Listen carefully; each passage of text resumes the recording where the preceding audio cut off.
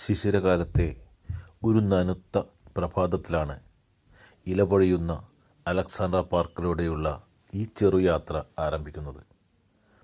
Alexandra park തെക്കൻ ഇംഗ്ലണ്ടിലെ ഒരു തീരദേശ പട്ടണമായ ഹേസ്റ്റിങ്സിലാണ് സ്ഥിതി ചെയ്യുന്നത്.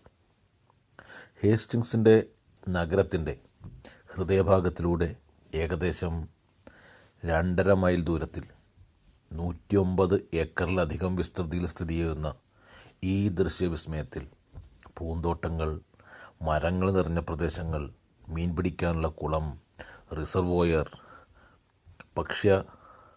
മൃഗാദികളുടെ ആവാസ സ്ഥലങ്ങൾ എന്നിവയെല്ലാം അടങ്ങിയിരിക്കുന്നു. കേവലമൊരു പാർക്കിനപ്പുറത്തേക്ക് അതീവ പ്രാധാന്യമുള്ള ഒരു ചരിത്രം കൂടിയുണ്ട് അലക്സാണ്ട്ര പാർക്കിന്.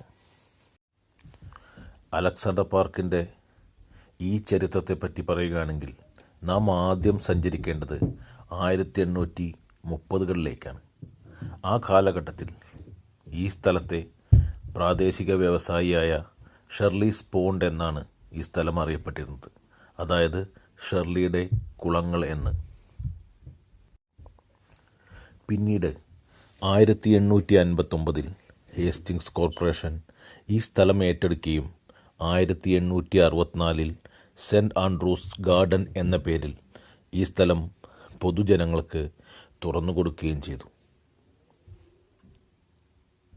കാലഘട്ടങ്ങൾ മാറിക്കഴിഞ്ഞപ്പോൾ 1877 അന്നത്തെ പ്രസിദ്ധനായ ലാൻഡ്സ്കേപ്പ് ആർക്കിടെക്റ്റായ റോബർട്ട് മൊണോർക്കിനെ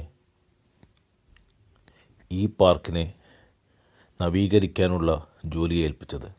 അദ്ദേഹമാണ് നടപ്പാതകളും അത്യപൂർവമായ അസംഖ്യം മരങ്ങളും ഉദ്യാനവും തടാകവും റിസർവോയറുമുള്ള ഈ പാർക്ക് ഇന്ന് കാണുന്ന രീതിയിൽ രൂപകൽപ്പന ചെയ്തത്. 1882 ഈ പാർക്ക് ഔദ്യോഗികമായി ഉദ്ഘാടനം ചെയ്യപ്പെട്ടത്. അത് ഉദ്ഘാടനം ചെയ്തത് അന്നത്തെ പ്രിൻസ് എഡ്വേർഡും പ്രിൻസസ് അലക്സാണ്ട്രയും ചേർന്നാണ്. വെയിൽസ് രാജകുമാരിയോടുള്ള ആദരസൂചകമായിട്ടാണ് പാർക്കിന് അലക്സാണ്ട്ര പാർക്ക് എന്ന് നാമകരണം ചെയ്യപ്പെടുകയും ചെയ്തത്. അലക്സാണ്ട്ര പാർക്കിനുള്ളിൽ സ്ഥിതി ചെയ്യുന്ന ഗ്രീൻ ഹൗസ് വളരെ ചരിത്രപ്രധാനമായ കെട്ടിടങ്ങളിലൊന്നാണ്.